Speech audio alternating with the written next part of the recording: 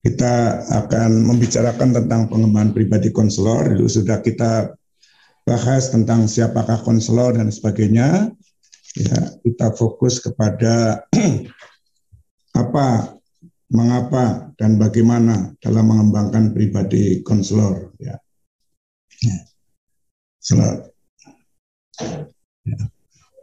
Kalau kita perhatikan, ya, Anda harus paham betul bahwa pengembangan kepribadian konselor itu sebagai proses, ya, sebagai proses belajar, ya. Jadi seperti saya ini sedang mengembangkan pribadi saya, ya, berarti sedang terjadi proses belajar. Proses itu rentetan peristiwa, rentetan kegiatan, rentetan aktivitas. Jadi proses belajar yang melewati serangkaian titik-titik yang merupakan kejadian-kejadian sebagai penjelmaan pola-pola tingkah laku yang didorong oleh berbagai macam gejolak diri. Artinya apa?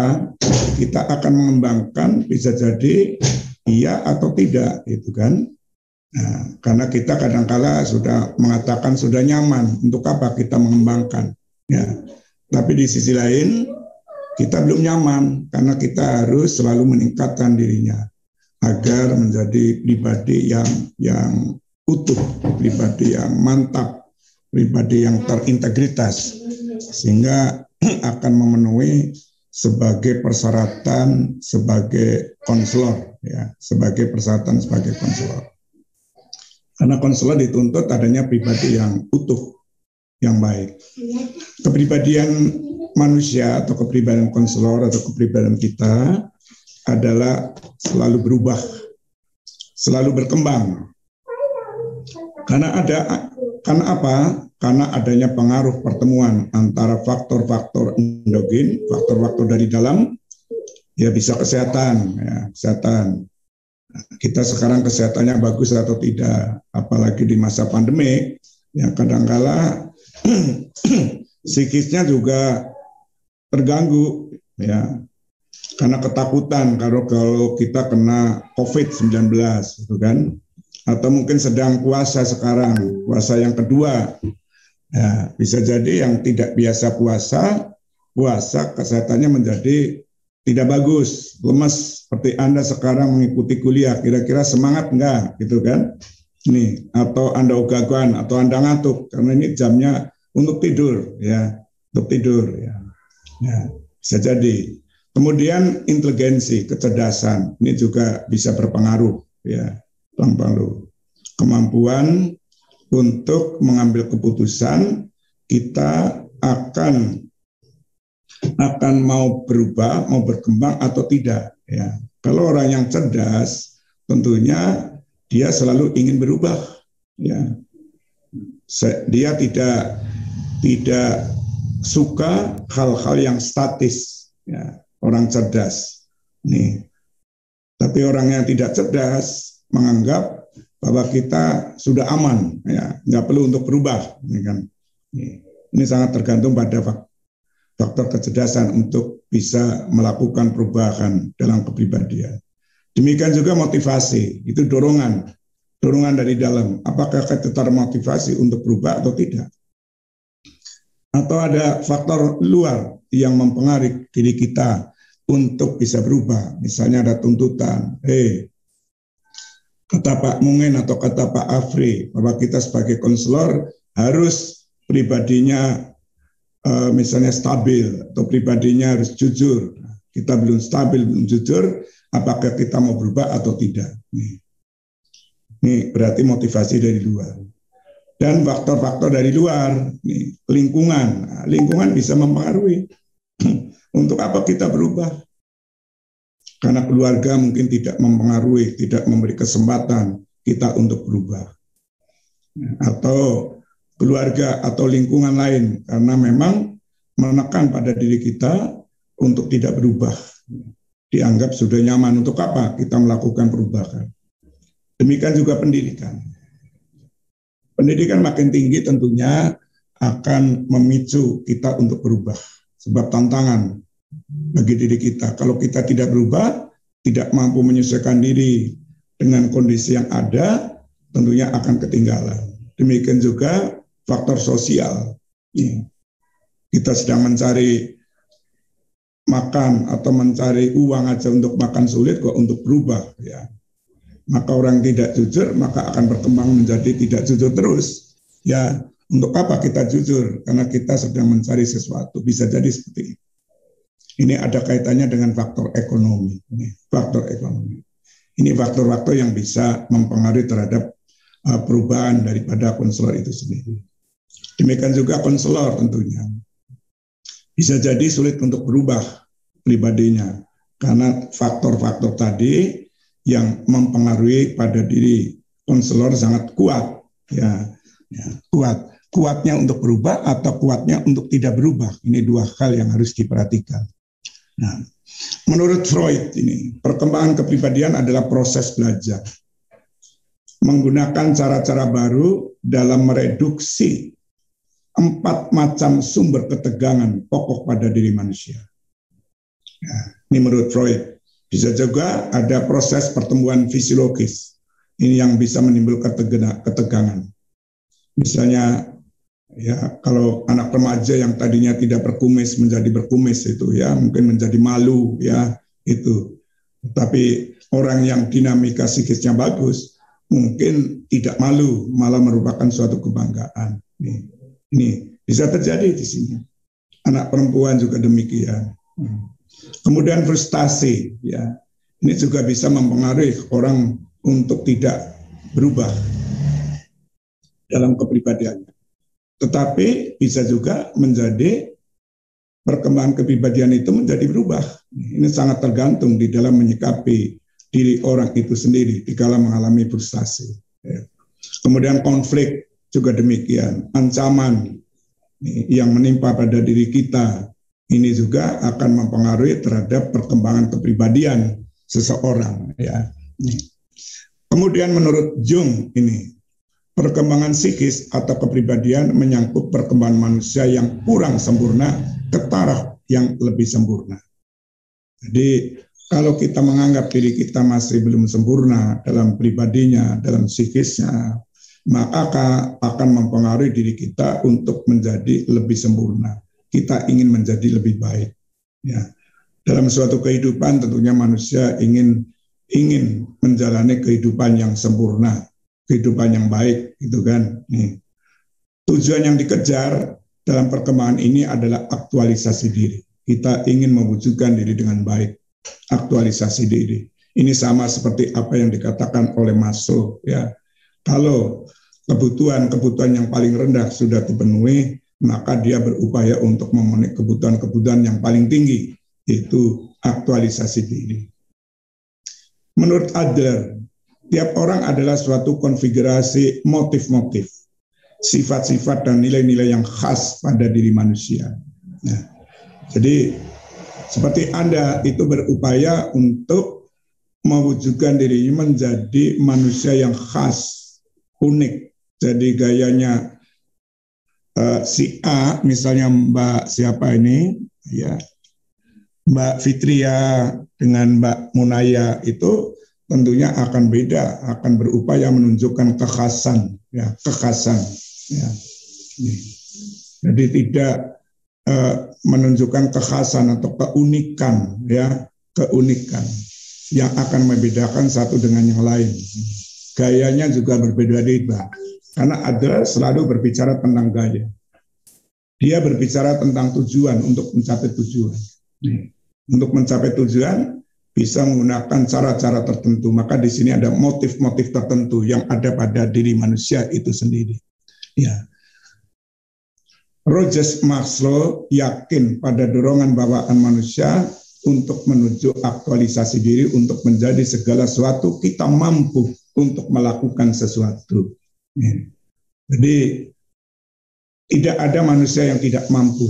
Maka dia Roger dan Maslow mengatakan bahwa manusia itu mampu karena ada dorongan manusia dari bawah, dari bawaan yang dibawa ya menuju aktualisasi diri. Jadi tidak ada yang tidak mampu. Maka dia berupaya untuk menjadi segala sesuatunya mampu bisa. Jadi tidak ada yang tidak bisa. Bagi Maslow, dorongan ke arah aktualisasi diri ini membentuk kepribadian dengan memotivasi untuk mengembangkan potensi yang unik sebagai manusia. Ini seperti Adler tadi mengatakan demikian. Jadi mengembangkan potensi yang unik. Jadi misalnya Mbak Munaya punya keunikan apa dalam dirinya, ingin dikembangkan sehingga akan bisa membedakan dengan yang lain atau menjadi penciri, ya penciri. Cirinya apa yang membedakan? Nih, sehingga kalau jadi konselor nanti akan bisa jadi Mbak Munaya itu lebih disukai oleh klien daripada yang lain karena memiliki sesuatu kekhasan yang sangat bermanfaat bagi orang lain. Nih. Lebih jauh Maslow mengatakan yakin bahwa jika manusia diberi kesempatan, mereka akan berusaha menuju aktualisasi diri. Nah ini kesempatan. Tentunya kaitannya di sini ya kesempatan dalam diri kita tentunya banyak kesempatan, tetapi dari pihak luar yang kadangkala kurang memberi kesempatan. Misalnya konselor di sekolah sudah bekerja, tetapi kesempatan untuk mengembangkan dirinya, mengembangkan pribadinya kurang karena dalam bekerjanya banyak mengalami suatu konflik, mengalami hal-hal yang tidak diharapkan. Ya, kita ingin masuk ke kelas, diberi jam masuk ke kelas oleh kepala sekolah sama seperti guru mata pelajaran untuk bisa mengaktualisasikan dirinya dalam bentuk bimbingan dan konseling klasikal, ya, tetapi tidak diberi. Demikian juga kita tidak diberi kesempatan untuk melakukan suatu kegiatan konseling individual atau kelompok atau bimbingan kelompok di luar jam pembelajaran di sekolah. Karena akan melakukan pada waktu jam istirahat tidak mungkin karena waktunya sangat terbatas. Ini juga sangat sulit untuk mengembangkan.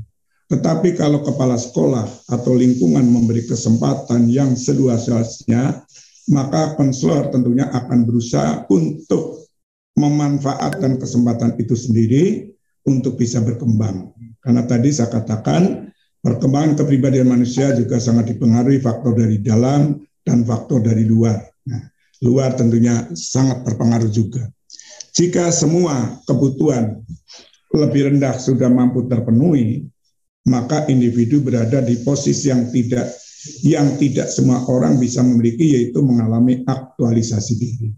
Nah, misalnya kebutuhan fisik sudah dipenuhi, kebutuhan sosial sudah dipenuhi, rasa aman sudah dipenuhi, dan sebagainya. Kalau kita melihat teorinya Maslow itu dalam posisi seperti ini, maka ini puncaknya. Maka kita ingin berbuat sebaik mungkin. Kita ingin menjadi manusia yang sempurna.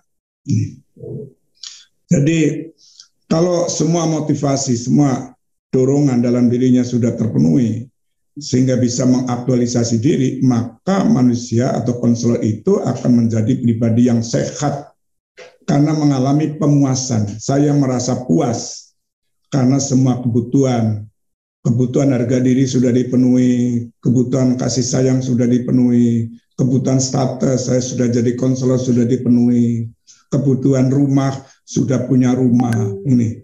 Maka dia ingin berupaya melakukan sesuatu yang terbaik mungkin, yang dinamakan dengan aktualisasi diri. Maka di sini dikatakan menjadi pribadi yang sehat, ya, karena sudah bisa mengalami pemuasan. Rasa aman sudah, pemilikan, cinta, penghormatan, dan menghargai diri, sehingga mereka termotivasi, ya utamanya oleh kecenderungan untuk menuju aktualisasi diri. Ini bisa diikuti para mahasiswa apa yang saya sampaikan? Bisa, Pak. Ya, atau ada pertanyaan sebelum kita lanjutkan? Silakan. Ya.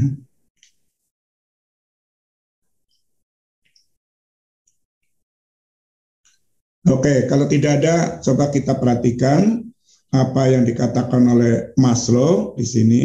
Dia menyimpulkan bahwa pribadi yang mengaktualisasikan diri ini akan menampilkan sejumlah karakteristik. Jadi kalau Anda sebagai konselor sudah bisa mengaktualisasi diri, sudah bisa menjadi manusia yang terbaik, kalau Rogers mengatakan adalah berfungsi penuh, maka kita akan bisa mencerap dan memahami realitas dengan akurat dan seterusnya.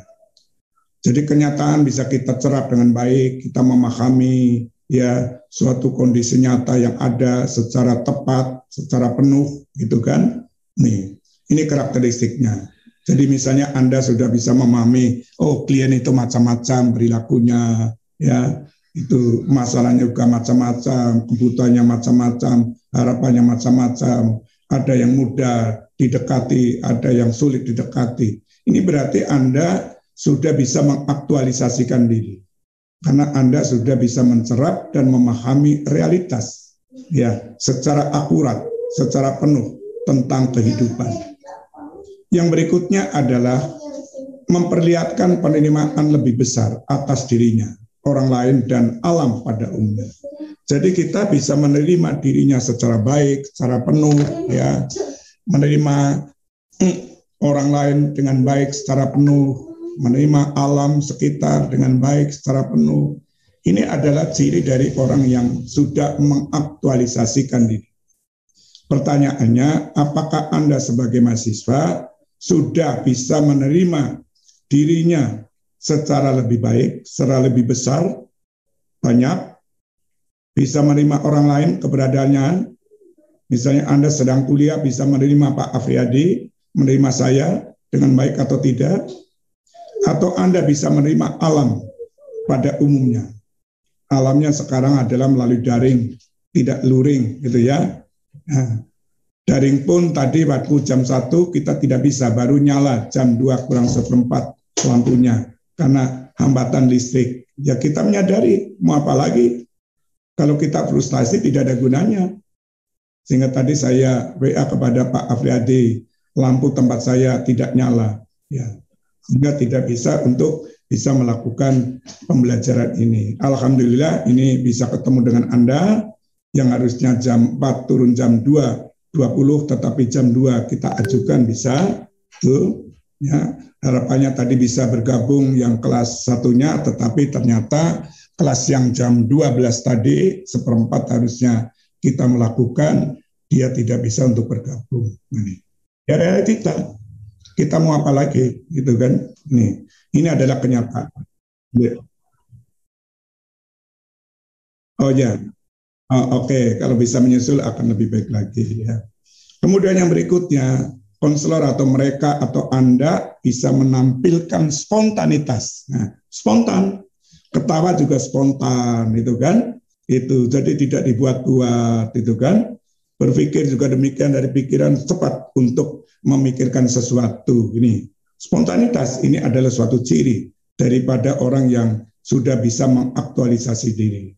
Kemudian simplisitas, simple ya, ini juga demikian. Jadi kita tidak neko-neko, simple apa adanya. Nanti puasa ya misalnya Anda puasa bukannya hanya ada nasi, ada ayam goreng ya alhamdulillah gitu kan. Ditambah dengan sayur, ditambah ini.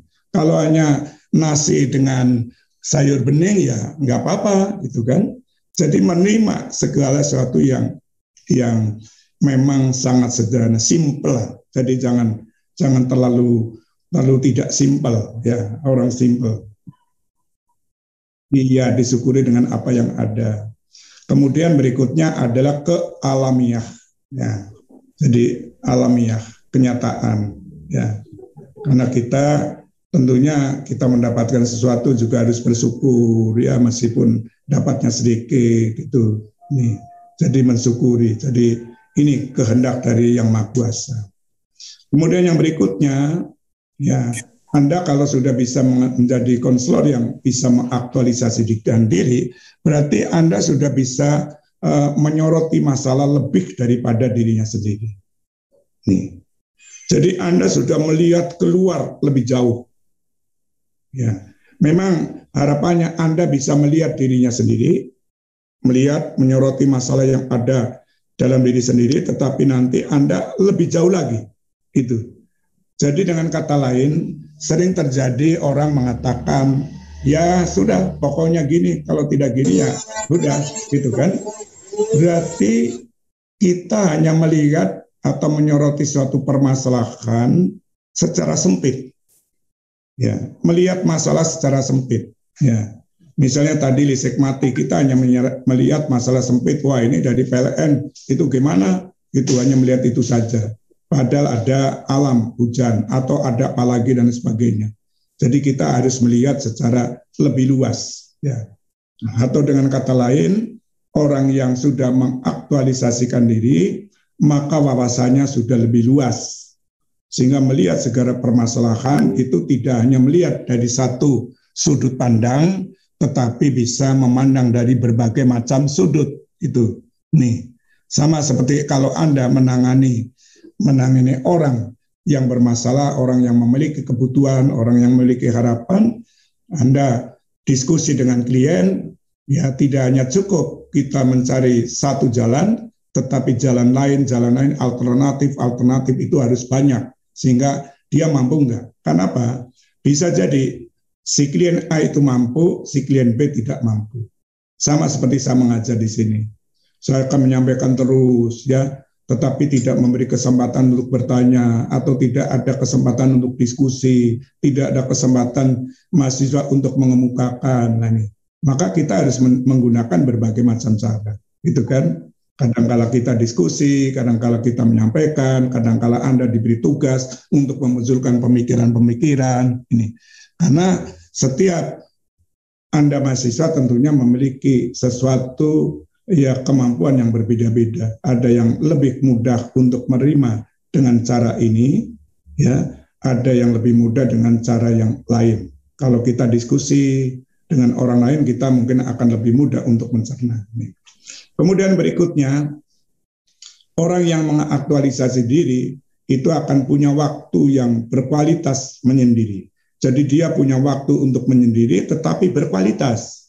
Bukan menyendiri itu untuk karena menghindar dari orang lain, tapi menyendiri dalam upaya untuk mendapatkan suatu ide-ide sehingga menjadi kreativitas, sehingga menjadi inovatif, sehingga menjadi suatu produk.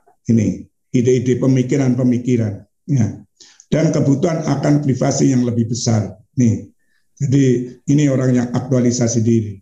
Jadi berupaya untuk bisa memenuhi suatu kebutuhan, ya, agar kita bisa punya waktu yang tidak banyak diganggu orang lain, tetapi akan menghasilkan sesuatu yang baik. Nih, bukan berarti dia sebagai manusia tidak mau bergaul, tidak.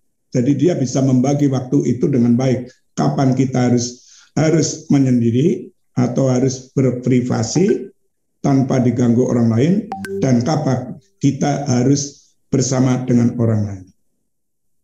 Sehingga ciri berikutnya adalah otonom. Nah, jadi dia punya otonomi, tidak menggantungkan diri pada orang lain.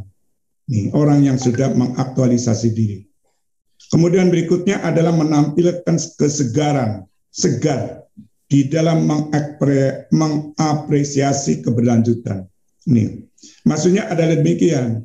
Jadi kita merasa senang, menjadi tidak beban dan sebagainya, dalam upaya untuk menindaklanjuti apa yang telah kita lakukan, apa yang telah kita peroleh. Kalau Anda misalnya ini kuliah, ya Anda akan menindaklanjuti secara segar, secara tenang, secara nyaman, tanpa ada beban untuk bisa mempelajari lebih lanjut. Apalagi dosen nanti memberikan tugas pada Anda. Anda bisa menindaklanjuti tanpa adanya rasa jengkel, mendongkol karena diberi tugas oleh dosen misalnya. Ini. Jadi kita apresiasi dengan baik. Kemudian yang berikutnya adalah memiliki pengalaman-pengalaman puncak atau mistik secara periodik. Jadi orang yang sudah mengaktualisasi diri itu biasanya mempunyai suatu pengalaman-pengalaman puncak, pengalaman yang sangat bagus, bisa juga ada pengalaman yang tidak bagus, gitu. Nih, dialami. Pengalaman yang tidak bagus akan diubah menjadi bagus. Karena pengalaman adalah guru yang baik. Nah, ini. Jadi kalau kita sudah mendapat pengalaman, kita akan belajar dari pengalaman. Apa pengalaman itu yang bagus atau pengalaman itu yang tidak bagus. Nih, jadi pengalaman puncak atau pengalaman mistik secara periodik ini akan dialami. Kemudian berikutnya kecenderungan untuk mengidentifikasi diri dengan semua umat manusia. Ini. Ini orang yang sudah bisa mengaktualisasikan diri. Jadi Anda akan mengidentifikasi, bukan imitasi, tetapi mengidentifikasi, menemukanali. Identifikasi berarti menemukanali dirinya dengan semua umat manusia. Misalnya Anda akan menemukan dirinya untuk bisa mengenali Pak Mungin, Pak Afriyadi, atau Mbak siapa lagi, itu ya, yang akan diambil bagi Anda, yang bagus akan diambil, yang tidak bagus tidak akan diambil. Ini identifikasi berarti menemukan dan mengenali, atau mengenali kemudian menemukan yang akan digunakan menjadi milik Anda. Jadi bukan imitasi. Imitasi itu meniru, kadang-kadang meniru sesuatu yang kadang-kadang tidak disesuaikan dengan diri kita sendiri. Nih. Jadi jangan sampai Anda meniru dalam pakaian aja. Pakaian meniru orang lain, tetapi begitu dipakai tidak sesuai dengan tampilan diri Anda. Ya, meniru misalnya. Yang laki-laki melihat ada laki-laki lain pakai anting-anting di sini, ya kita akan meniru, ya menjadi tidak pas karena anting-anting itu pasnya adalah dipakai oleh orang perempuan. Ya, meskipun ada orang yang memakai itu, ya dia memakai memang dia ya karena dia perilakunya seperti perempuan maka pakai itu, atau orang pakai tato dan sebagainya ini ya. Jadi ini namanya imitasi. Tetapi dikala mengidentifikasi berarti ada pemikiran, ada rasio ini digunakan. Tepat enggak kira-kira kalau saya meniru ya, meniru orang lain. Ya, karena kita sudah menemukan oh ini cocok, karena ini bagus, maka kita terapkan pada diri saya. Oh ini tidak cocok, maka jangan kita lakukan ini. Kemudian yang berikutnya adalah mengembangkan persahabatan yang mendalam. Nih. Jadi kita mengembangkan persahabatan yang mendalam hanya dengan beberapa individu. Ya. Mengapa tidak semuanya? Oke semuanya, tetapi tidak semua orang itu akan kita bisa dekati secara mendalam. Coba Anda sebagai pribadi ingin dekat dengan semua orang, bisa jadi tidak pas. Maka kita tentunya harus bisa mengenali siapa yang bisa kita dekati dengan baik, dan bisa yang kita dekati hubungan dengan kita itu bisa untuk membangun diri kita menjadi pribadinya bagus atau tidak. Nih. Jadi selektif. Nih. Nanti ada orang yang tidak baik, kemudian kita dekati, ya arahnya supaya kita ingin seperti itu tidak boleh. Kecuali Anda mendekati orang yang tidak baik agar kita bisa berubah menjadi baik. Itu tugas daripada konselor itu sendiri. Kemudian yang berikutnya, cenderung menerima nilai-nilai demokratis. Nah, ini orang yang aktualisasi diri. Sehingga dia tidak otoriter, tidak ingin menang sendiri, tidak terlalu bebas, gitu kan? Nih, apalagi konselor, ini sangat penting. Jadi konselor hanya akan bisa membantu klien bila mana klien bisa memberikan sesuatu kepada konselor. Maka terjadi transaksi, baku hantam, saling memberi dan saling menerima. Saya akan bisa membantu dia kalau dia bisa memberikan sesuatu pada saya sebagai dasar pertimbangan untuk membuat perencanaan. Yang kita sering kenal, klien harus bisa mengeksplorasi tentang dirinya, pemikiran, perasaan. Tanpa itu, tentunya kita tidak punya modal untuk memberikan sesuatu, merefleksikan sesuatu, menyajikan kembali kepada klien tanpa kita memahami tentang diri klien dan lingkungannya. Nih.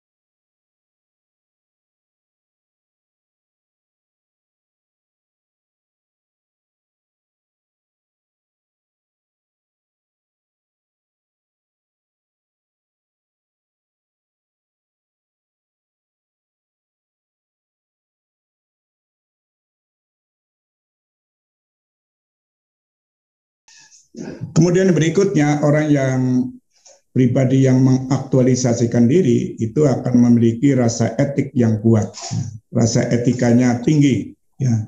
Jadi kalau Anda menjadi konselor, tentunya harapannya nanti betul-betul akan memperhatikan dan mengimplementasikan kode etik yang ada. Karena konselor tidak boleh salah. Tuh, konselor tidak boleh salah. Nih, dalam etika dikatakan demikian. Maka untuk tidak berbuat salah, maka kita perhatikan semua etika yang harus kita lakukan dikala kita melakukan suatu konseling. Ini, misalnya kita akan melakukan konseling kelompok, ya harus kita menguasai konseling kelompok dengan baik. Itu, ya, teorinya, prosedurnya, tekniknya, ya. Nih, dikala kita akan melakukan konseling individual, ya konselor mesti harus paham tentang konseling individual, itu dari teorinya, dari prosedurnya, ya, sampai kepada teknik-teknik yang akan digunakan. Jadi jangan sampai kita melakukan sesuatu yang tidak bisa kita lakukan. Ya, nih. Maka di sini tuntutan seorang konselor yang sudah bisa mengaktualisasikan diri, atau dengan kata lain menjadi konselor yang sudah puncaknya konselor. Ini sangat sulit. Jadi Anda nanti begitu lulus, tentunya belum bisa untuk mencapai ini. Maka Anda harus berlatih terus, ya, untuk meningkatkan diri. Maka dinamakan di sini adalah pengembangan pribadi konselor. Ya, secara berkelanjutan kita harus mengembangkan sampai puncaknya, sampai kapanpun. Ya, ini untuk bisa mencapai sesuatu yang diharapkan. Kemudian berikutnya adalah memiliki rasa humor yang berkembang baik dan tidak menyakiti orang lain. Tentunya dengan klien, ya tidak akan menyakiti klien. Ini, karena konselor dikala menyakiti klien, maka akan terhentilah proses konseling, gitu kan? Karena pribadi konselor sudah tidak bagus.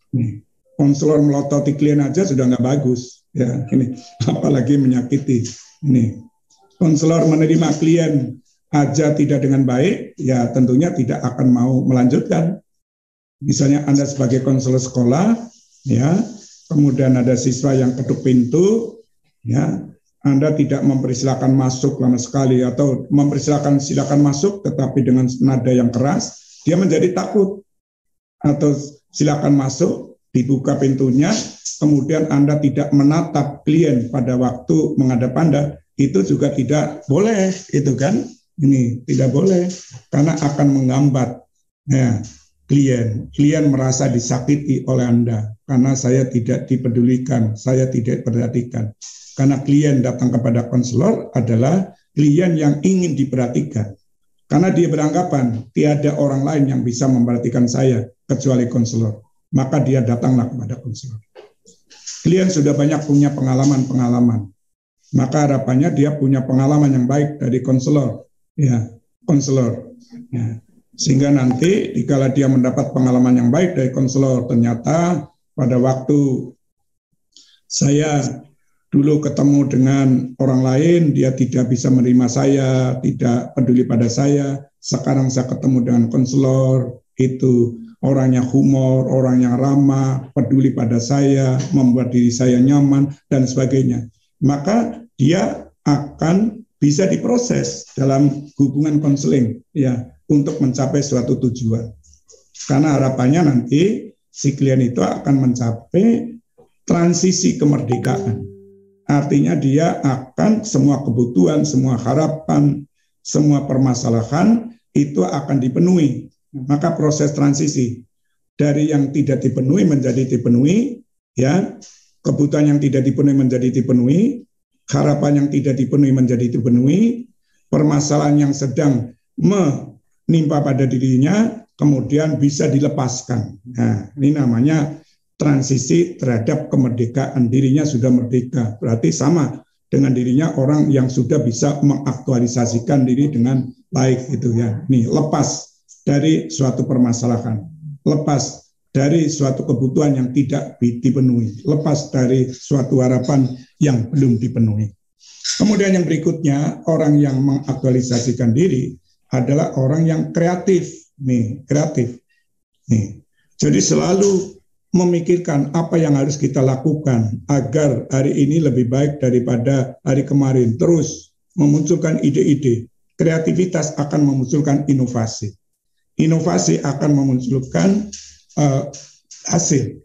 Nih, inovasi berarti ada kebaruan.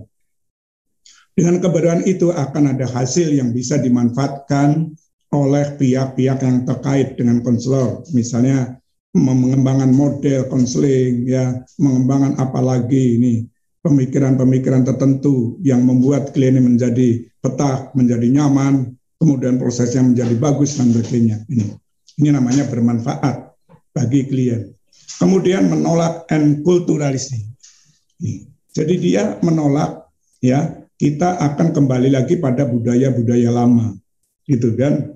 Kita ingin dengan budaya baru.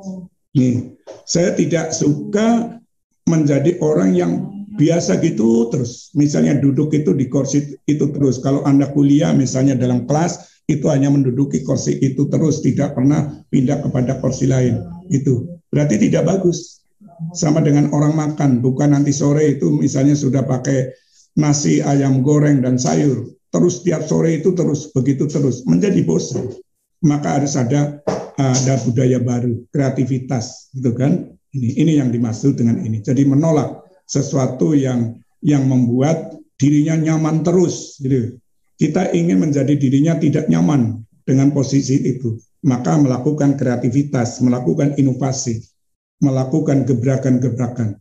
Pada minggu yang lalu sudah kita bicarakan, kita harus memposisikan diri. Pengembangan diri itu kan memposisikan diri, menilai diri sendiri. Kita posisinya apa, kemudian kita dongkrak, setelah itu kita mengaktualisasikan diri. Itu.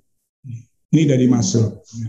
Ada pertanyaan, komentar, ya. Ini saya kira bagus sekali apa yang dikatakan oleh Maslow, menjadi suatu hal yang perlu diperhatikan bagi konselor. Karena dikala konselor mengembangkan diri, berarti dia berupaya untuk mengaktualisasikan diri, menampilkan dirinya sebaik mungkin menjadi konselor, ya, menjadi pribadi yang sehat, ya, pribadi yang bisa mengaktualisasikan diri, pribadi yang bisa mewujudkan diri dengan sebaik mungkin dalam memberikan suatu pelayanan. Silakan kalau ada pertanyaan sebelum kita lanjutkan, ya.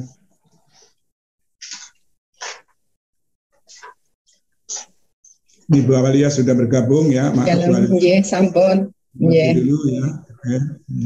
Silakan kalau ada yang bertanya.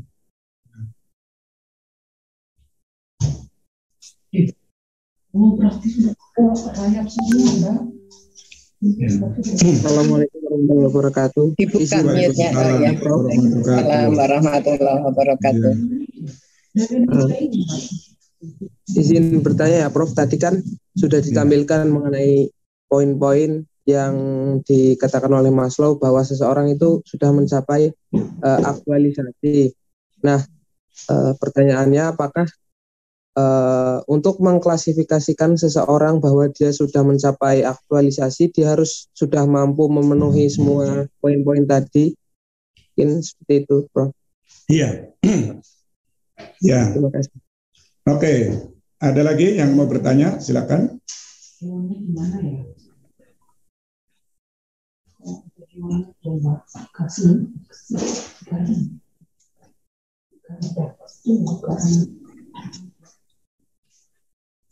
Itu ada yang pakai caping, enggak? Ya, silakan kalau ada yang tanya.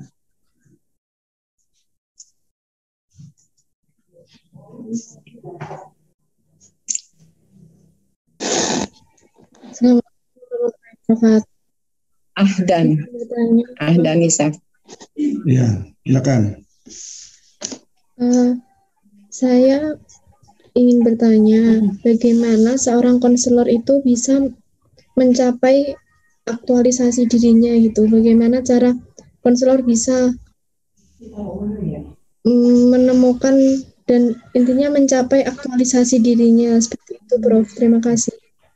Iya, ya. Tadi saya sampaikan, ya, dikala orang akan mengaktualisasikan diri seperti dari Maslow itu ada kebutuhan dasar sampai kebutuhan yang paling puncak, ya. Ini misalnya kebutuhan misalnya dasar itu makan. Nah, ini sudah makan ya, makan sudah terpenuhi, rumah sudah terpenuhi, kemudian dari situlah ada kebutuhan misalnya status itu ya, ini terpenuhi, kemudian harga diri, rasa aman dan sebagainya. Kalau ini sudah terpenuhi semua, maka baru kita akan mencapai yang paling puncak, aktualisasi diri. Jadi orang akan bisa mengaktualisasikan diri bila mana orang itu sudah mencapai kebutuhan-kebutuhan sebelumnya, yaitu kebutuhan dasar itu sudah dipenuhi. Tanpa itu tentunya tidak bisa. Jadi rasa dihargai orang lain sudah, rasa aman, dipercaya orang lain, ya.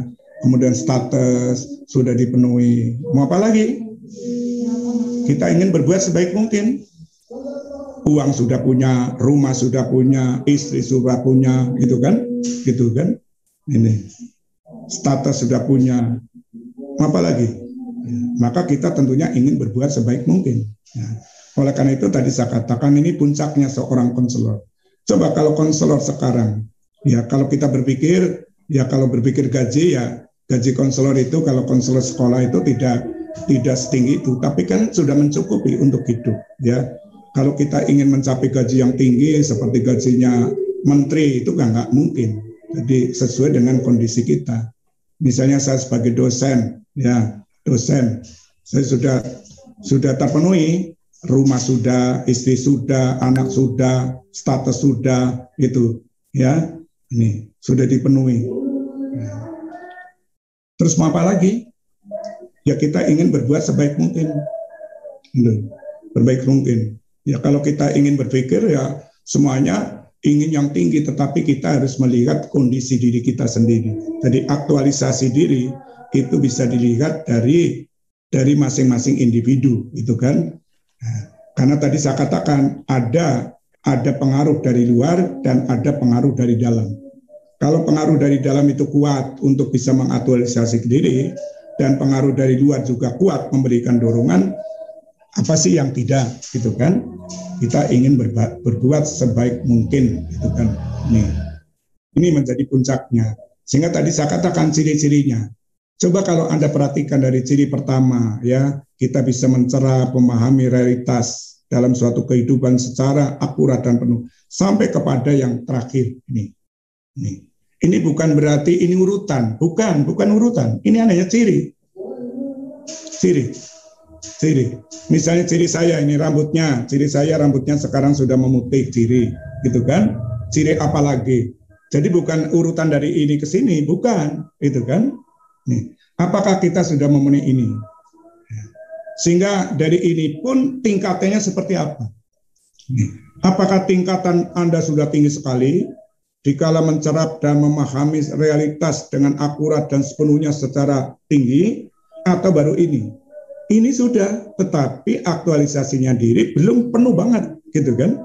Ini kreatif sudah melakukan kreativitas, tetapi kreativitas yang dilakukan belum memunculkan inovasi yang menjadi suatu andalan, menjadi suatu kebanggaan, sehingga tidak ada produk atau produknya belum begitu banyak manfaatnya, tetapi sudah, itu berarti itu sudah ada. Jadi ini semua. Ini menurut Maslow. Terus gimana Pak? Kalau kita baru separuh, ya nggak apa-apa. Nanti yang lain dipenuhi lagi. Sama saja Anda ingin makan yang sempurna itu harus ada nasi, ada sayur, ya kemudian ada lauk apa, kemudian juga ditambah dengan buah, ditambah dengan setelah itu harus ada esnya, harus ada minum susu dan sebagainya. Itu kan sempurna lengkap. Kalau belum, sudah ada nasi, sudah ada lauk, kemudian ada minuman, ya nanti kita tambah lagi berikutnya. Yang penting apa yang Anda lakukan sudah dinikmati, menikmati dengan baik. Karena aktualisasi diri itu bukan karena keterpaksaan, tetapi karena kita melakukan sesuatu sudah mendasarkan kepada, ya kalau bahasa Jawanya lilo legowo, gitu kan. Jadi tanpa pamrih kita melakukan suatu bantuan kepada orang lain sudah tanpa pamrih, ya kita akan melakukan sebaik mungkin, ya sebaik mungkin. Jadi melakukan yang terbaik, gitu. Ya. Tetapi bisa jadi dikala kita melakukan yang terbaik, belum menghasilkan yang baik, ya kita harus melakukan evaluasi. Ada apa yang masih kurang? Nah ini, yang kurang harus kita penuhi. Sehingga tadi kita kembali lagi kepada pribadi yang sehat, ya kita belum semuanya utuh. Ya. Karena pribadi sehat itu semuanya harus sehat, gitu kan? Itu. Tetapi masih ada, misalnya kita sudah sehat di sini, tetapi ada yang tidak sehat, misalnya gigi saya sakit, ya padahal lainnya sudah semuanya, itu kan? Itu. Bagaikan orang naik sepeda, kalau Anda naik sepeda sudah bagus, tetapi ada gangguan, banyak gembos, gitu kan? Padahal banyak sudah ada, rujinya ada, pedalnya ada, ini semua sudah bagus, tetapi ada satu. Maka kita perbaiki. Kita perbaiki ban yang paling bagus atau ban yang bisa. Nah ini sangat tergantung. Bannya tidak bagus sekali tetapi sudah bisa jalan dan Anda menikmati dan sudah bermanfaat, maka itu sudah dikatakan Anda sudah melakukan yang terbaik. Itu kan? Terbaik. Nah, namanya aktualisasi. Atau contoh yang paling mudah, Anda datang ke tempat saya. Ya. Karena Anda datang ke tempat saya, Anda sebagai tamu, saya akan memberikan pelayanan dengan baik, sebaik menurut saya. Ya, ini karena saya melakukan sesuatu tanpa pamrih dengan jujur. Ya, Anda kita terima dengan baik. Ada minuman seadanya, karena kita bisa hanya minum ini. Tidak bisa seperti restoran, bisa harus minum ini, itu kan tidak. Tetapi saya sudah menyuguhkan minuman. Kemudian saya ajak untuk makan makanan sama seperti yang kita makan, itu kan? Ini, maka itu berarti sudah berbuat baik. Kemudian apalagi, dan kita bisa menerima Anda dengan senang hati tanpa terpaksa. Dikala menerima Anda tidak melihat jam, ya. Kalau kita melihat jam berarti seolah-olah kita mengusir Anda untuk pergi kan, itu kan, gitu. Nih, jadi kita ini berarti kita sudah berbuat sebaik mungkin, itu kan, sebaik mungkin. Cuma sebaik mungkinnya belum seperti yang diharapkan. Itu ya Mbak, ya. Silakan ada lagi.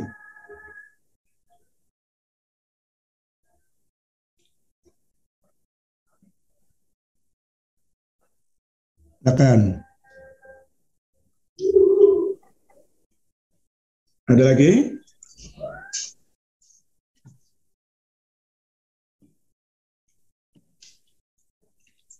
Silakan kalau ada lagi.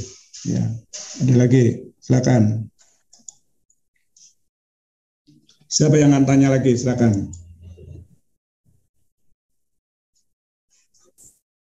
Nah.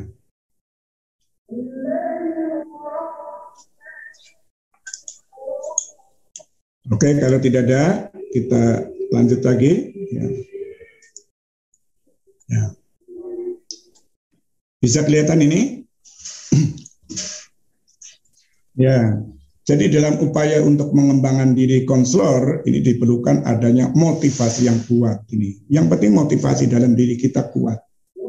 Motivasi dari dalam dan syukur didukung dari motivasi dari luar, gitu, luar. Ini untuk bisa mewujudkan.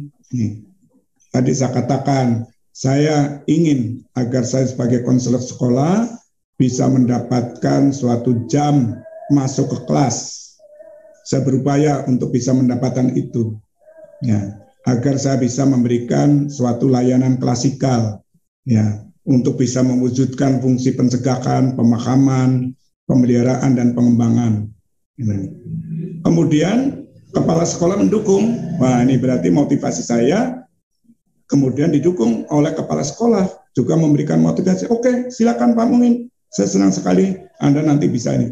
Berarti ini ada motivasi dari dalam dan dari luar, lingkungan mendukung ini.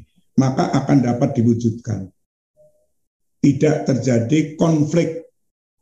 Bisa terjadi konflik peran karena kita ingin memerankan dirinya sebaik mungkin, tetapi karena tidak bisa dapat dukungan dari kepala sekolah, ya, karena untuk bisa masuk kelas, ya, maka akan terjadi konflik peran. Nah, nih.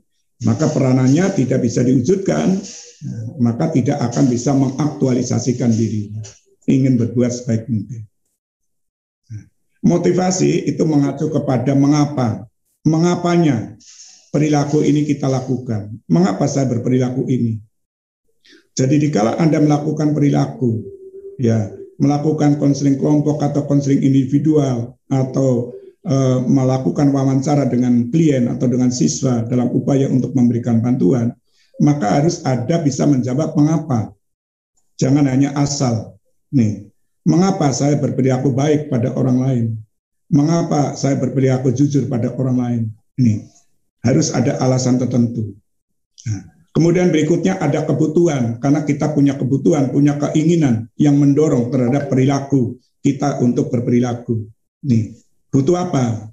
Sebab kalau saya tidak jujur, saya tidak disiplin, maka akan membuat klien itu tidak mau untuk diintervensi oleh saya, untuk dikonseling oleh saya. Nih, ini tentunya nih. Ini yang akan mendorong perilaku dan menjelaskan mengapa kita bertindak yang mengaktifkan, mengarahkan, dan mempertahankan perilaku yang terarah pada tujuan. Jadi kalau Anda ingin perilakunya terarah pada tujuan, maka Anda harus bisa menjawab mengapa. Tidak hanya menjawab mengapa, apa yang kita lakukan, mengapa kita lakukan, syukur Anda bisa menjawab bagaimana untuk melakukannya. Nih, ditambah lagi kapan kita melakukan dan di mana. Nih, ini harus jadi 3 pertanyaan itu harus bisa dijawab. Apa, mengapa, bagaimana. Ditambah 2 pertanyaan, kapan dan di mana. Nih, di mana, kapan, tentunya dikala kita melakukan konseling, itu kan. Motif yang mendorong konselor untuk mengekspresikan kemampuan yang unik, keunikan ya pada diri kita, dan mewujudkan potensi konselor untuk menjalankan profesi konselor secara kompeten, ini adalah sesuatu yang sangat diharapkan bagi kita sendiri tentunya. Sehingga betul-betul kita akan menjadi konselor yang profesional, gitu. Sehingga dapat mewujudkan pelayanan konseling yang bermartabat. Martabat artinya pelayanan itu bermanfaat bagi kemaslahatan manusia, bermanfaat bagi klien, bermanfaat bagi pihak-pihak yang terkait dengan pelayanan yang diberikan oleh konselor kepada klien, misalnya guru, kepala sekolah, orang tua, masyarakat, dan lain sebagainya. Ya. Martabat berarti Anda sebagai konselor didukung oleh, sebentar ini sedang adzan tempat kita ya.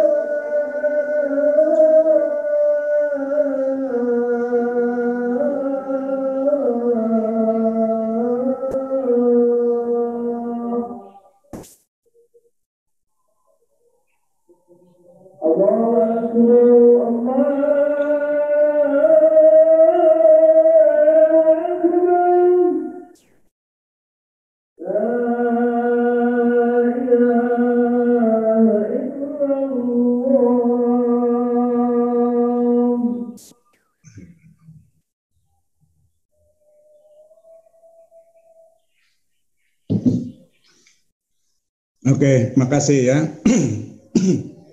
Jadi kita kembali lagi pada pengembangan diri pribadi konselor ini memiliki suatu andil yang cukup besar dalam proses konseling. Jadi proses konseling itu akan bisa berjalan lancar, baik, mencapai suatu hasil, ya, sangat tergantung kepada konselor itu sendiri, tergantung pada pribadi konselor itu sendiri. Mau nggak kita untuk mengembangkan diri secara baik agar kita menjadi konselor yang bermartabat nantinya tentunya, konselor yang hebat. Ini baru pengembangan pribadi. Nanti ada, kalau ada mengikuti mata kuliah pengembangan profesi konselor, berarti tidak hanya pribadi, tetapi kompetensi yang lain. Karena ada 4 kompetensi: kepribadian, pedagogik, sosial, dan profesional. Di sini ada mata kuliah tersendiri adalah pengembangan pribadi. Karena pribadi itu ya merupakan ya suatu komponen yang punya andil yang cukup besar dalam proses konseling guna mencapai keberhasilan konseling itu sendiri. Pengembangan pribadi konselor merupakan tuntutan untuk menjadi konselor profesional. Jadi kompetensi profesional itu akan bisa diwujudkan kalau Anda bisa mengembangkan pribadinya. Jadi pribadi dulu baru profesional. Ya. Tetapi kalau kita berbicara konselor profesional, berarti konselor yang sudah meliputi 4 itu. Ya. Karena kompetensi profesional adalah bagian daripada konselor profesional, yaitu pedagogik, kepribadian, sosial, dan profesional. Itu kompetensi. Nih. Jadi di sini saya katakan pengembangan diri pribadi konselor merupakan tuntutan untuk menjadi konselor profesional. Untuk menjadi konselor profesional ini saya ulang lagi supaya Anda paham. Tentunya perlu juga pengembangan kompetensi profesional. Perlu juga pengembangan kompetensi pedagogik. Perlu juga pengembangan kompetensi sosial ini untuk bisa menjadi konselor profesional. Jadi konselor profesional itu menjadi satu kesatuan yang di dalamnya harus dipenuhi adanya 4 kompetensi.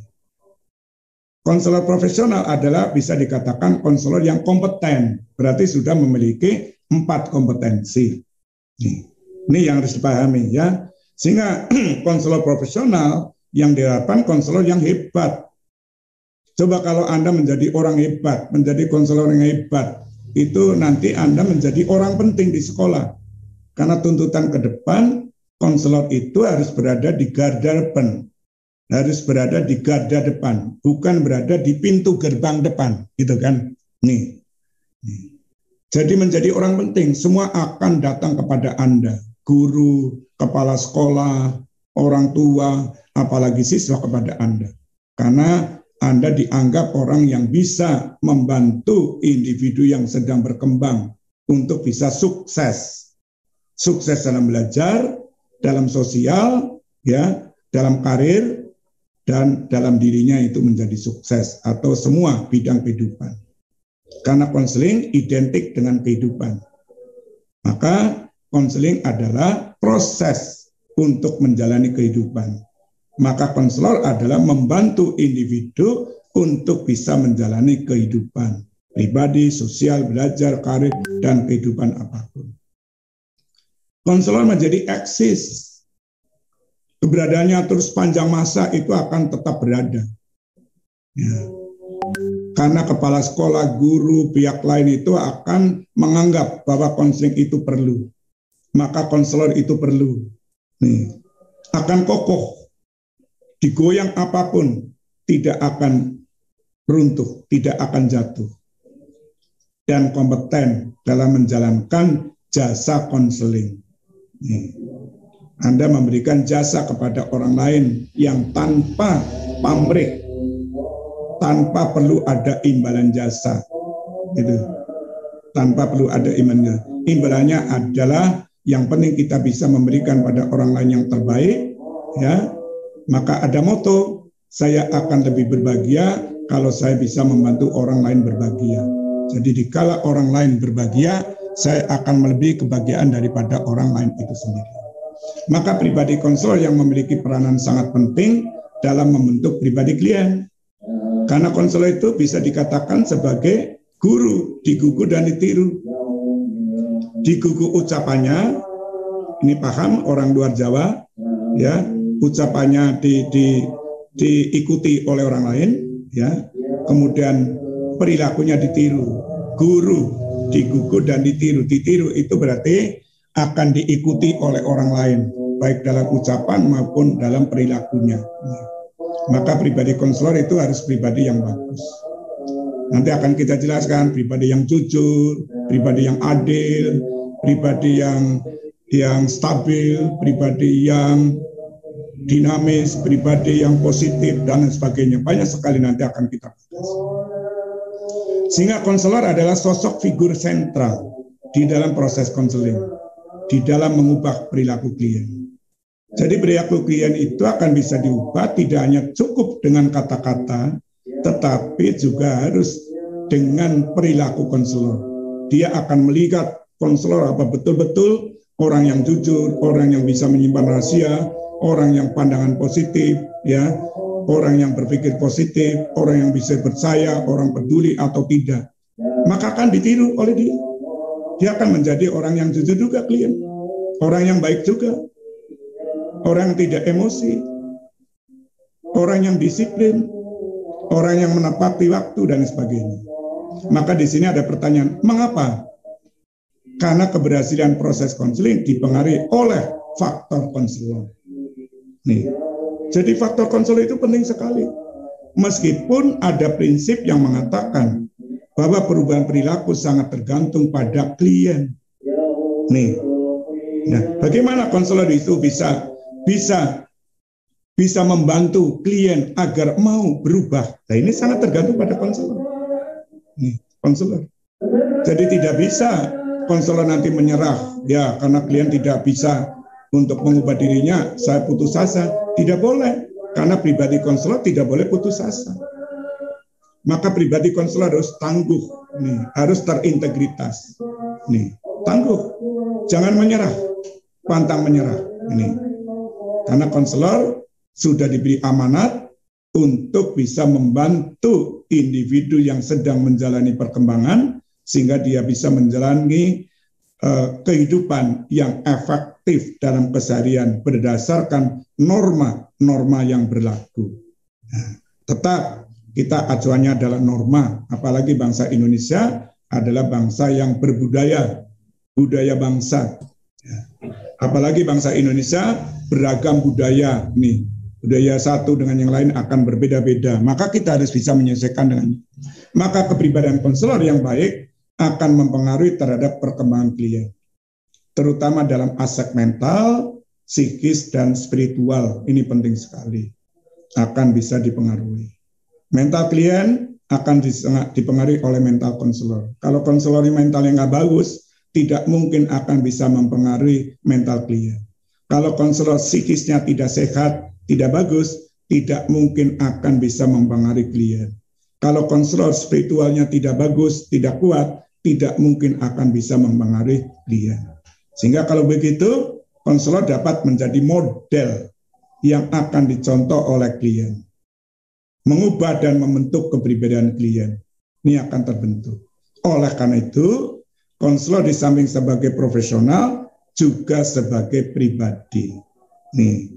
Jadi Anda harus menjadi orang profesional, tetapi menjadi pribadi yang utuh, yang terintegritas. Silakan kalau ada pertanyaan sampai di sini. Ya, kita bertahap aja, ya bertahap. Nanti kalau ada yang belum jelas, tanyakan, gitu ya. Karena ini tidak hanya sekedar mata kuliah yang harus dikuasai, tetapi membentuk pribadi Anda. Harus betul-betul menyentuh pada pribadi Anda sekarang. Apakah Anda termasuk orang yang seperti ini atau tidak? Nih, karena Anda sedang belajar menjadi konselor. Konselor yang pribadinya bagus. Nih, silakan. Jadi ini tidak hanya sekedar Anda memperoleh pengetahuan, tetapi harapannya bisa membentuk, menjadikan diri Anda menjadi konselor yang pribadinya, yang harapan nanti pribadi yang tangguh, pribadi yang bagus, yang bisa mengaktualisasikan diri dengan baik, sehingga menjadi konselor yang profesional. Silakan kalau ada pertanyaan.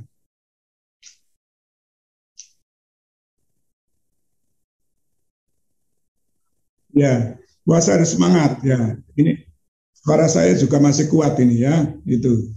Nih, itu malah tambah kuat gitu.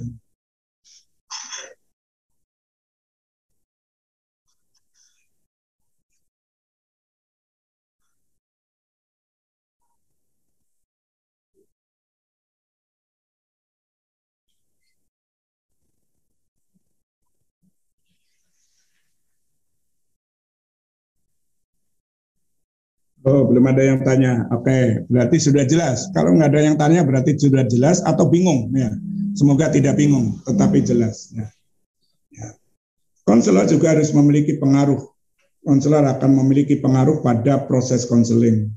Bukan hanya lewat penggunaan kemahiran teknik-teknik konseling, tetapi juga melalui ciri-ciri dan perilaku pribadi konselor itu sendiri. Jadi Anda menguasai teknik, menguasai teori, itu belum jaminan Anda akan bisa berhasil untuk menjadi konselor yang bagus. Belum jaminan proses konseling itu akan bisa berjalan dengan baik. Kalau Anda tidak memiliki pribadi yang bagus, nih ciri-ciri dan perilaku pribadi konselor ini sangat diperlukan. Nih. Pengembangan diri atau sering dikatakan dengan self development adalah penyemaian potensi diri. Jadi Anda akan menyemai potensi diri Anda sendiri dalam kerangka untuk meningkatkan kompetensi profesional. Itu salah satunya kompetensi tentang pengembangan pribadi. Nih, maka pengembangan diri ini ibarat bibit yang perlu disemaikan dulu, baru ditanam. Nih, jadi Anda sekarang sedang menanam dirinya, atau Anda sedang ditanam oleh Prodi BK, ya, mereka di UNES maupun di Lambung Mangkurat itu ya, ini sedang ditanam, ya, ditanam, sedang diberi sesuatu agar Anda menjadi konselor yang betul-betul pribadinya menjadi bagus nih. Sehingga dari sinilah tentunya Anda punya potensi, fisiknya ini harus dijaga dengan baik, ya. Supaya Anda fisiknya tetap bugar, ya. Nih, harus banyak olahraga, ini penting sekali. Intelektualnya juga harus sehat, harus bagus, mampu untuk berpikir, emosinya juga bagus, empatinya juga demikian, spiritualnya juga demikian, moralnya juga demikian, kata hati dan lain sebagainya. Ini harus dikembangkan karena ini menyangkut pribadi Anda. Tanpa itu tentunya tidak akan bisa. Agar Anda betul-betul menjadi konselor yang semua potensi yang ada dalam dirinya bisa berkembang secara baik, gitu, baik. Tanpa itu tentunya tidak bisa. Nih, saya juga sudah lama sekali ini, sudah sejak tahun 76 saya lulus sampai sekarang. Ini saya juga merasakan belum seperti apa yang diharapkan. Saya berusaha, fisik saya meskipun usianya sudah 68, saya berusaha untuk tetap sehat, bugar, ya, olahraga, gitu ya. Meskipun olahraga sehat, makannya juga harus dijaga, gitu kan? Ini harus supaya sehat. Kalau kita tidak sehat, maka menyampaikan Anda suaranya menjadi tidak keras. Ini masih keras juga ya, meskipun puasa. Nih, puasa betul Pak Afrik, saya puasa loh deh. Ini, jadi suaranya masih kuat, itu tidak loyo. Kemudian intelektualnya ini terkait dengan kemampuan berpikir, ini juga harus tetap kuat, dijaga. Sebab kalau konselor kemampuan berpikirnya lemah, maka dia tentunya akan mempengaruhi terhadap dalam proses konseling itu sendiri. Ini. Ya. Kemudian emosinya juga harus kuat. Ini. Empati, nah, apalagi konselor harus empati kepada orang lain. Ini. Bisa memasuki dunianya klien. Ini. Empati. Rogers mengatakan bahwa kita harus masuk ke dunia dalam klien. Internal frame of reference. Melalui apa? Melalui empati. Maka empati internal frame of reference. Memasuki dunia dalam klien. Jadi apa yang dipikirkan, dirasakan, dan sebagainya tentang diri klien, kita akan paham. Dengan paham, maka hubungan akan menjadi baik. Proses konseling akan menjadi baik. Spiritual juga demikian. Kita harus bersyukur. Ya, tadi pertama tentunya kita berdoa dulu, ya, mensyukuri. Ya, kita berdoa. Ya, ini menjadi spirit. Dengan berdoa, maka kita akan menjadi yakin, percaya bahwa apa yang sedang akan kita lakukan itu akan berjalan dengan baik, gitu kan? Ini menjadi spirit, gitu kan? Spirit. Ya. Kita bersyukur. Nah, kemudian yang berikutnya adalah moral terkait dengan baik buruk. Kita harus berpikir mana yang baik dan mana yang tidak baik. Ya, maka ada etika. Karena etika terkait dengan moral, terkait dengan etis, terkait dengan norma, itu masuk ke dalamnya di situ. Nih, yang menjadi suatu acuan bagi konselor dikala dia melakukan suatu proses konseling supaya tidak menyakiti, supaya konseling itu betul-betul baik, benar, tanpa terjadi adanya malpraktek, ya, karena bisa terjadi kontraproduktif. Maka kita harus memiliki konsep yang benar. Ini moral. Jadi tidak baik kalau seorang konselor tidak punya ilmu tentang konseling. Nih, tidak baik. Tidak baik kalau konselor tidak punya teknik-teknik dalam konseling. Tidak baik kalau konselor tidak memiliki ilmu tentang mengevaluasi dan menindaklanjuti. Ya, karena evaluasi sebagai akuntabilitas. Apapun yang kita lakukan mesti harus dievaluasi untuk bisa dipertanggungjawabkan. Apakah yang kita lakukan itu betul-betul sudah mencapai hasil atau tidak. Nih. Ini sebagai akuntabilitas. Kemudian yang berikutnya adalah kata hati. Apapun yang harus kita lakukan berdasarkan hati kita, itu hati kita. Ya, hati kita dia sangat prihatin kepada klien, kepada orang yang akan dibantu. Maka dengan keprihatinan itu, maka kita akan berupaya sebaik mungkin untuk bisa membantu dia menjadi manusia yang diharapkan. Kalau dia punya masalah bisa dientaskan. Kalau dia punya kebutuhan bisa dipenuhi, dia punya harapan bisa dipenuhi, itu. Ini harapannya dari itu dan sebagainya. Ini adalah potensi konselor yang harus dikembangkan. Nanti akan kita rinci dari potensi ini apa yang perlu kita kembangkan terkait dengan pribadi Anda. Silakan kalau ada pertanyaan lagi, ya. Ini kalau kita sampai jam 3:30, ya, 3:30, nih. Masih ada waktu sekitar 10 menit, ya. Nih, silakan kalau ada yang bertanya. Silakan, saya beri waktu untuk bertanya. Ya, kesempatan yang baik untuk bertanya, nanti minggu depan baru kita lanjutkan kepada materi berikutnya.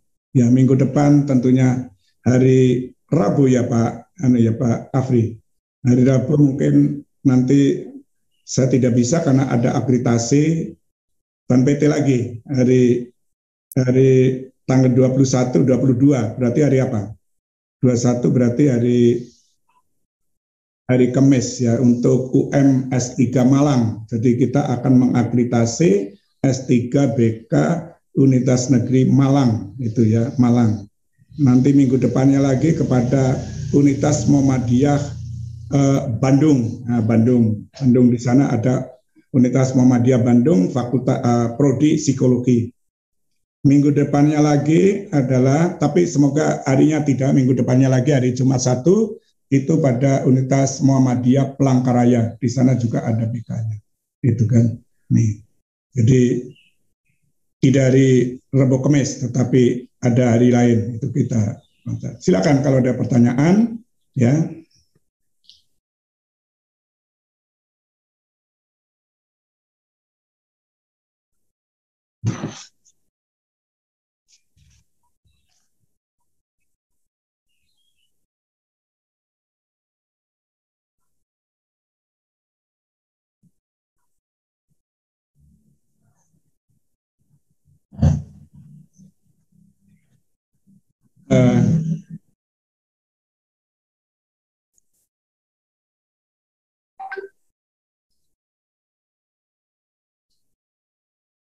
Bukan. Ya, kalau Anda sudah punya buku saya, di dalam buku saya sudah ada sebenarnya ya.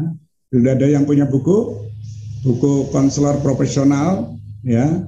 Di situ sudah ada apa yang sedang kita sampaikan, itu sudah ada di situ. Nanti ditambah dengan buku-buku lain ya, ada profesi konseling abad 21 itu juga ada. Jadi 2 buku ya. Silakan kalau ada yang ingin bertanya.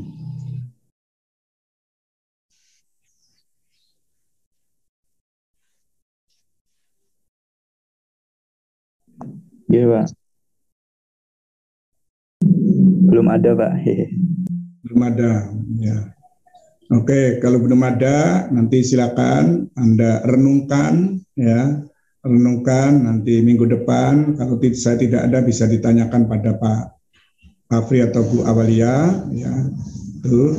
Ini nanti kalau masih ada lagi, nanti minggu depannya lagi bisa ketemu dengan saya, bisa kita diskusikan, kita melaju kepada materi berikutnya. Sebab nanti ke depan, kata Pak Afri, kita mata kuliah ini akan juga masuk orang mahasiswa USIN ya dari Malaysia, gitu ya.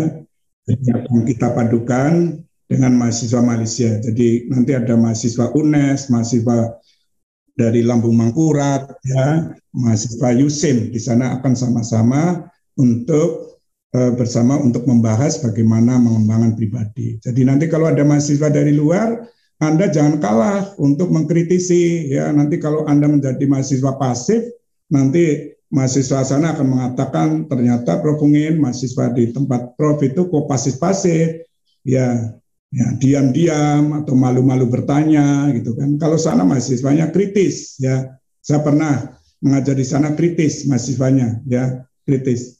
Jadi dia ingin selalu bertanya, menanyakan ya.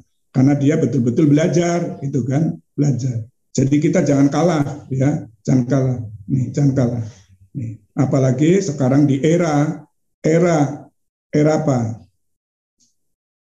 Era revolusi industri 4, era Society 0.5 itu. Berarti terjadi suatu persaingan, akan bersaing. Kalau Anda tidak bersaing, ya bersaing dalam belajar berarti bersaing dalam arti sekat. Nanti setelah Anda bekerja juga bersaing. Mana yang akan laku jadi konselor? Karena orang Malaysia nanti bisa jadi konselor di Indonesia, orang Indonesia juga bisa di Malaysia. Ini dulu pernah ada namanya pasar bebas di ASEAN itu, semuanya akan bisa memasarkan, bisa menjual, tapi menjual keahliannya, gitu kan, keahliannya. Gitu. Nah, silakan ini terakhir kalau ada yang mau tanya. Nah. Kalau tidak ada, monggo Pak Afri, Bu Awalia, kita akhiri. Dari saya cukup. Ya, terima kasih atas perhatiannya. Wassalamualaikum warahmatullahi wabarakatuh.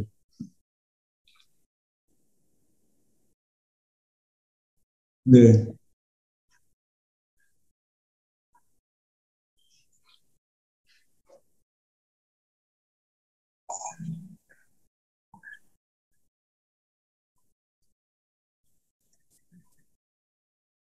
Iya, nanti coba saya benahi lagi, nanti saya berikan. Karena materi ini yang kita berikan selalu bertahap berkembang, tambah lagi.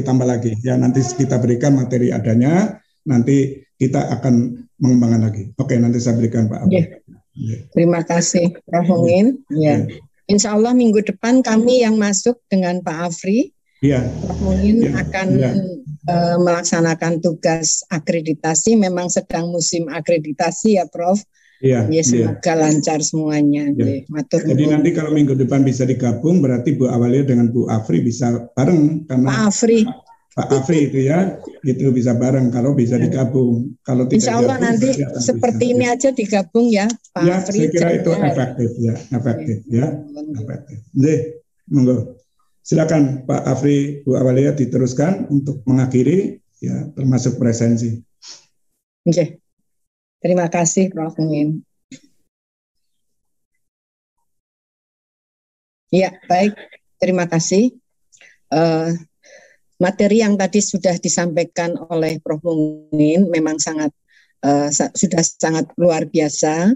Nanti para mahasiswa saya kira perlu mengupas satu persatu ya masing-masing poin-poin itu, karena ini sangat sangat kompleks dan menjadi tuntutan untuk menjadi seorang konselor yang profesional. Pribadi konselor yang profesional itu adalah seorang pribadi konselor yang tangguh. Di samping itu juga dia beriman, bertakwa, memiliki spiritual yang tinggi, kemudian termasuk juga profesionalitas kinerjanya juga memang harus terpenuhi dan sesuai gitu. Ketika seperti tadi Prof. Mungin ngendiko, ketika dia akan melaksanakan konseling individual, maka alur pelaksanaan konseling individual, langkah-langkahnya, prosedurnya harus benar. Ketika melaksanakan konseling bimbingan kelompok, maka prosedur atau langkah-langkah pelaksanaan bimbingan kelompok itu juga harus benar. Nah, begitu juga dengan pelaksanaan layanan konseling yang lain. Ini adalah jelas bahwa seorang konselor harus melaksanakan tugas sebagai pribadi konselor yang memegang keprofesionalitasannya dia gitu di dalam melaksanakan kegiatan bimbingan konseling atau pelaksanaan praktik konseling. Tidak cukup itu saja, tapi konselor tadi disampaikan bahwa pasti akan memberikan pengaruh pribadi kepada pada konselingnya. Untuk bisa memberikan pengaruh pribadi yang baik, maka konselor itu menjadi model. Konselor itu menjadi tempat untuk bercermin bagaimana seorang konseli itu mengatasi masalah. Itu salah satu cerminnya itu dari konselornya. Ketika dia melakukan satu pendampingan penanganan masalah, maka itu menjadi cermin bagi konselinya. Nah, di sini berarti bahwa sebelum melakukan satu kegiatan profesional konselor itu, maka pribadi konselor itu dulu yang harus ditata sebelumnya, ditata lebih awal. Tadi pertanyaan yang menyangkut mengenai aktualisasi diri itu seperti apa, bagaimana. Setiap individu pasti pada tahapannya memiliki aktualisasi diri ya Prof, ya Pak ya. Kemudian tetapi untuk mengaktualisasi diri menjadi seorang konselor tadi yang sudah disampaikan oleh Prof Mungin sangat luar biasa, dan itu menjadi wawasan pembentukan seorang konselor pada diri mahasiswa. Nah, ini yang perlu belajar dan terus-menerus menggali, terus-menerus meningkatkan, terus-menerus mengutamakan baik itu secara bagaimana melatih diri dalam empati, bagaimana melatih diri untuk bisa integritas dengan konselor, bagaimana bisa memanage pribadinya, ya, memanage waktu, memanage kegiatan, termasuk juga mengelola pikiran dan sebagainya. Itu memanage ini penting bagi seorang konselor, karena bagaimanapun juga akan memberikan satu warna kepada siswa, diantaranya juga berkaitan dengan manajemen diri konselor. Ya. Nah, itu saya kira masih banyak hal lagi mahasiswa semuanya yang perlu kita nanti ke depan semakin kita tambah, kita pelajari, kita tingkatkan dan sebagainya. Kita latih bagaimana kita bisa berpikir positif, kita latih bagaimana kita bisa menerapkan empati, bagaimana juga kita bisa mengelola diri kita dan sebagainya. Nanti pada tahapannya nanti kita sama-sama saling membantu untuk mahasiswa biar terbentuk pengembangan pribadi konselornya seoptimal mungkin. Terima kasih untuk Prof. Mungin juga yang tadi sudah memberikan wawasan yang sangat banyak sekali, dan Anda berterima kasih pengalaman beliau lebih dari 40 tahun menjadi seorang konselor. Berapa puluh tahun Prof. Mungin? Yang luar biasa. Saya saja baru 34 tahun dan saya adalah muridnya Prof. Mungin tahun 79. Nah, ya saudara, jadi Anda semakin tahu bahwa saya juga sangat belajar terus-menerus kepada beliau dari sejak tahun 79. Ini saya muridnya mahasiswa angkatan pertama program S1 di IKIP Semarang waktu itu. Baik, terima kasih. Saya kira ini yang bisa saya sampaikan. Monggo Pak Afri kalau mau nambahkan, dan monggo Prof. Mungin kalau mau melanjutkan, silahkan. Matur nuwun.